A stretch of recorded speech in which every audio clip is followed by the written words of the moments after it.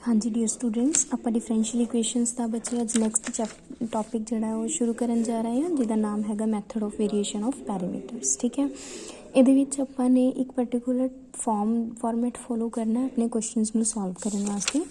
ਇਸ ਮੈਥਡ ਨੂੰ ਮੈਂ ਤੁਹਾਨੂੰ ਇੱਕ ਐਗਜ਼ਾਮਪਲ ਦੇ ਥਰੂ ਹੀ ਸਮਝਾ ਰਹੀ ਹਾਂ, ਤੇ ਕੋਈ ਡਾਊਟ ਹੁੰਦਾ ਤਾਂ ਬੱਚੇ ਮੈਨੂੰ ਕਲੀਅਰ ਕਰ ਦਿਓ ਤੁਸੀਂ। ਵੈਸੇ ਬਹੁਤ ਈਜ਼ੀ ਹੈ, ਕੋਈ ਜ਼ਿਆਦਾ ਟਫ ਟੌਪਿਕ ਹੈ ਨਹੀਂ। ਦੇਖੋ ਇਹਦੇ ਵਿੱਚ ਕੀ ਹੈ, ਤਾਂ ਆਪਾਂ ਜਿਹੜਾ ਮੈਥਡ ਅੱਜ ਫੋਲੋ ਕਰ ਰਹੇ ਹਾਂ ਉਹ ਹੈਗਾ method of variation of parameters. ਠੀਕ ਹੈ,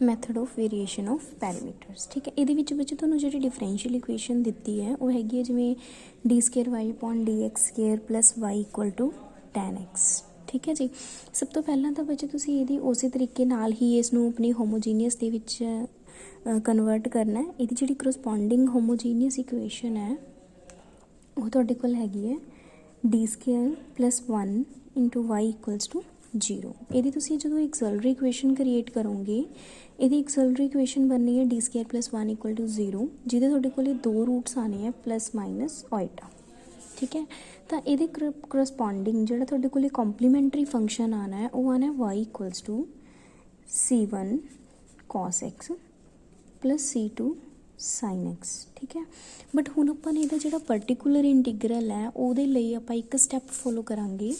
ਜਿਹੜਾ ਇਹਦਾ ਪਰਟੀਕੂਲਰ ਇੰਟੀਗਰਲ ਤੁਸੀਂ ਇਹਦੇ ਵਿੱਚ ਫਾਈਂਡ ਕਰਨਾ ਹੈ ਤਾਂ ਉਹਨੂੰ ਇੱਕ ਅਜ਼ੰਪਸ਼ਨ ਦੇ ਨਾਲ ਸਟਾਰਟ ਕਰਨਾ ਹੈ। ਮੀਨਸ ਕਿ ਤੁਸੀਂ ਉਹਨੂੰ ਅਜ਼ਿਊਮ ਕਰਕੇ ਚੱਲੋਗੇ, ਅਤੇ ਉਹਨੂੰ ਅਜ਼ਿਊਮ ਉਸੇ ਤਰੀਕੇ ਦਾ ਕਰਨਾ ਹੈ ਜਿਹੜੇ ਫਾਰਮ ਦਾ ਤੁਹਾਡੇ ਕੋਲ ਕੰਪਲੀਮੈਂਟਰੀ ਫੰਕਸ਼ਨ ਆਊਗਾ। ਉਹਦੇ ਵਿੱਚ ਤੁਸੀਂ ਜਸਟ ਤੁਹਾਡੇ ਕੌਨਸਟੈਂਟਸ ਚੇਂਜ ਕਰਨੇ ਹੈ, ਹੋਰ ਕੋਈ ਚੇਂਜ ਨਹੀਂ ਕਰਨਾ। ਜਿਵੇਂ ਇਹਦੇ ਵਿੱਚ ਪਰਟੀਕੂਲਰ ਕੌਨਸਟੈਂਟ ਜਿਹੜੇ ਸੀਗੇ ਉਹ ਸੀਗੇ c1 ਐਂਡ c2, ਤਾਂ ਤੁਸੀਂ ਅਜ਼ਿਊਮ ਕਰ ਲੈਣਾ ਕਿ ਜਿਹੜਾ ਤੁਹਾਡਾ ਪਰਟੀਕੂਲਰ ਇੰਟੀਗਰਲ ਹੈ ਉਹ ਆ ਰਿਹਾ y = a cos x + b sin x। ਠੀਕ ਹੈ ਜੀ, ਤਾਂ ਤੁਸੀਂ ਹੁਣ ਇਸ ਫੋਰਮ ਦੇ ਵਿੱਚੋਂ ਆਪਣੇ a ਦੀਆਂ b ਦੀਆਂ ਵੈਲਿਊਜ਼ ਜਿਹੜੀਆਂ ਫਾਈਂਡ ਕਰਨੀਆਂ ਨੇ, ਉਹ a ਤੇ b ਦੀਆਂ ਜਿਹੜੀਆਂ ਵੈਲਿਊਜ਼ ਆਉਣਗੀਆਂ ਉਹ ਤੁਸੀਂ ਇਸ ਇਕੁਏਸ਼ਨ ਦੇ ਵਿੱਚ ਪੁੱਟ ਕਰਕੇ ਤੁਹਾਡੇ ਕੋਲ ਪਰਟੀਕੂਲਰ ਸੋਲਿਊਸ਼ਨ ਕੰਪਲੀਟ ਹੋ ਜਾਊਗਾ। ਠੀਕ ਹੈ, ਤਾਂ ਹੁਣ a ਤੇ b ਦੀਆਂ ਵੈਲਿਊਜ਼ ਆਪਾਂ ਕਿਵੇਂ ਫਾਈਂਡ ਕਰੀਏ? ਤੁਸੀਂ ਦੇਖੋ ਕਿ ਜੋ ਤੁਹਾਡੀ ਇਕੁਏਸ਼ਨ ਹੈ, ਗਿਵਨ ਇਕੁਏਸ਼ਨ ਹੈ, ਉਹਦੇ ਵਿੱਚ ਤੁਹਾਨੂੰ ਕੀ ਕੀ ਚਾਹੀਦਾ ਹੈ। ਉਹਦੇ ਵਿੱਚ ਇੱਕ ਤਾਂ ਤੁਹਾਨੂੰ y ਦੀ ਵੈਲਿਊ ਚਾਹੀਦੀ ਹੈ, ਇੱਕ ਸੈਕਿੰਡ ਡੈਰੀਵੇਟਿਵ ਚਾਹੀਦਾ ਹੈ। ਤਾਂ ਆਪਾਂ ਕੀ ਕਰਾਂਗੇ, ਇਸ y ਦਾ ਸੈਕਿੰਡ ਡੈਰੀਵੇਟਿਵ ਤੱਕ ਸੋਲਵ ਕਰਾਂਗੇ। ਪਹਿਲਾਂ ਆਪਾਂ ਇਸ ਨੂੰ ਫਸਟ ਟਾਈਮ ਡਿਫਰੈਂਸ਼ੀਏਟ ਕੀਤਾ ਵਿਦ ਰਿਸਪੈਕਟ ਟੂ x। ਠੀਕ ਹੈ, ਜਿਵੇਂ ਇਹਦੇ ਲਈ ਬਣ ਜਾਊਗਾ dy/dx = a cos x a' cos x। ਇਹਦੇ ਵਿੱਚ a ਤੇ b ਕੌਨਸਟੈਂਟ ਨਹੀਂ ਹੈਗੇ, ਹੁਣ ਉਹ ਫੰਕਸ਼ਨਸ ਹੋਣਗੇ x ਦੇ। ਠੀਕ ਹੈ ਨਾ, ਜਿਹੜੇ ਕਿ ਆਪਾਂ ਨੇ ਫਾਈਂਡ ਕਰਨੇ ਆ। a' cos x - a sin x + b cos x + b' sin x। ਫਿਰ ਬੱਚੇ ਤੁਸੀਂ ਕੀ ਕਰਨਾ ਹੈ, ਇਹਦੇ ਵਿੱਚੋਂ ਜਿਹੜਾ ਤੁਹਾਡੇ ਕੋਲ a' ਤੇ b' ਵਾਲਾ ਪਾਰਟ ਹੈ ਉਹਨੂੰ ਇਕੁਏਟ ਕਰਨਾ 0 ਦੇ ਨਾਲ। Means a' cos x + b' sin x = 0 ਪੁੱਟ ਕਰ ਦਾਂਗੇ ਇਹਨੂੰ =0। ਠੀਕ ਹੈ, ਨੰਬਰਿੰਗ ਆਪਾਂ ਇੱਥੇ ਕਰ ਸਕਦੇ ਹਾਂ ਆਪਣੀਆਂ ਇਕੁਏਸ਼ਨਸ ਦੀ, ਆਪਾਂ ਜਿਵੇਂ ਵੀ ਲੋੜ ਹੋਊਗੀ ਆਪਾਂ ਉਹਦੇ ਅਕੋਰਡਿੰਗ ਕਰ ਲਾਂਗੇ। ਫਿਰ ਬੱਚੇ ਜਿਹੜੀ ਇਹ ਫੋਰਮ ਬਚੀ ਹੈ ਤੁਹਾਡੇ ਕੋਲ, ਇਹਨੂੰ ਆਪਾਂ ਨੰਬਰ 1 ਲੈ ਲੈਂਦੇ ਹਾਂ। ਠੀਕ ਹੈ, ਇਹਨੂੰ ਨੰਬਰ 2 ਲੈ ਲਓ। ਫਿਰ ਤੁਸੀਂ ਜਿਹੜੀ ਫਸਟ ਜਿਹੜੀ ਹੈਗੀ ਹੈ ਉਹ ਤੁਹਾਡੇ ਕੋਲ ਬਣ ਜੂਗੀ, first becomes y' = -a sin x + b cos x। ਠੀਕ ਹੈ ਬੱਚੇ, ਤਾਂ ਫਿਰ ਹੁਣ ਤੁਸੀਂ ਇਹਨੂੰ ਅਗੇਨ ਡਿਫਰੈਂਸ਼ੀਏਟ ਕਰੋਗੇ ਵਿਦ ਰਿਸਪੈਕਟ ਟੂ x। ਜਦੋਂ ਦੁਬਾਰਾ ਇਹਨੂੰ with respect to x differentiate ਕਰੋਗੇ ਤਾਂ ਤੁਹਾਡੇ ਕੋਲ ਆਊਗਾ y =- -a' sin x। ਠੀਕ ਹੈ, plus -a cos x + b' cos x - b sin x। ਠੀਕ ਹੈ ਜੀ, ਤਾਂ ਇਹ ਤੁਹਾਡੇ ਕੋਲ ਫੋਰਮ ਆ ਗਈ। ਫਿਰ ਤੁਸੀਂ ਆਪਣੀਆਂ ਜਿਹੜੀਆਂ a' ਤੇ ਤੁਹਾਡੇ ਕੋਲ ਜਿਹੜੀ ਇਹ y ਦੀ ਵੈਲਿਊ ਹੈ ਤੇ y" ਦੀ ਵੈਲਿਊ ਹੈ, ਉਹਨੂੰ ਤੁਸੀਂ ਆਪਣੀ ਗਿਵਨ ਇਕੁਏਸ਼ਨ ਦੇ ਵਿੱਚ ਸਬਸਟੀਟਿਊਟ ਕਰੋ।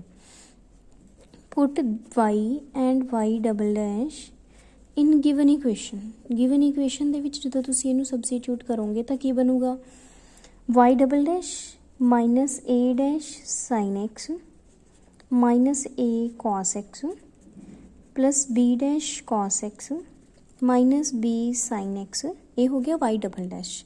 फिर तुसी इहदे विच वाई ऐड करना है, means plus a cos x plus b sine x equal to tan x. ठीक है राजे, तो हुण देखो तुसी ए कॉस एक्स दे नाल A cos X cancel, B sine X नाल बी साइन एक्स कैंसल।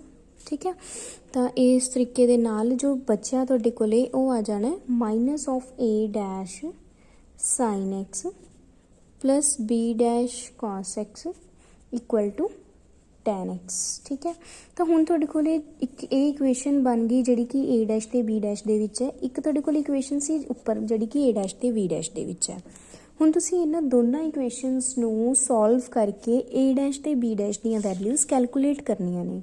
तो हुण उहदे वास्ते आपां की करिए, आपां एलिमिनेशन मैथड अप्लाई कर दिंदे हां। तुसीं की करो, इस इक्वेशन नूं कॉस एक्स दे नाल ते इस इक्वेशन नूं साइन एक्स दे नाल मल्टीप्लाई करके ऐड कर दो।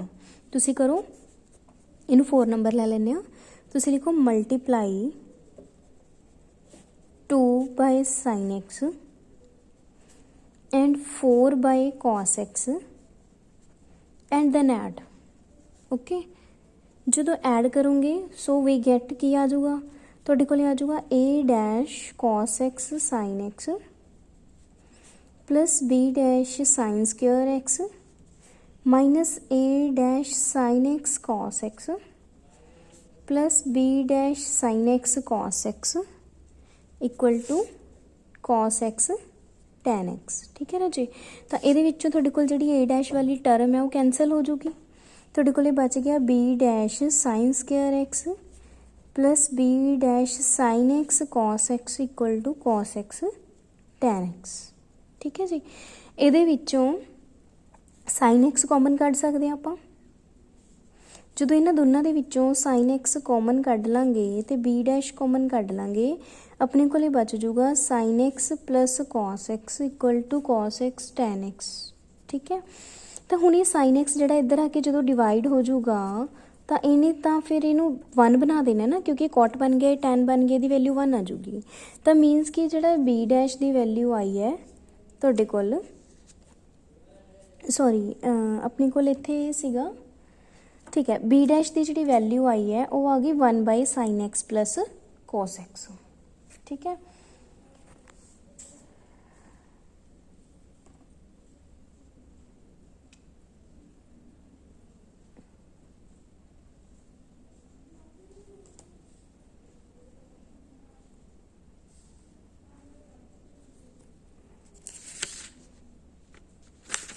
तो नैक्सट बच्चे अपने को आ गया b dash equal to 1 by sine x plus cos x.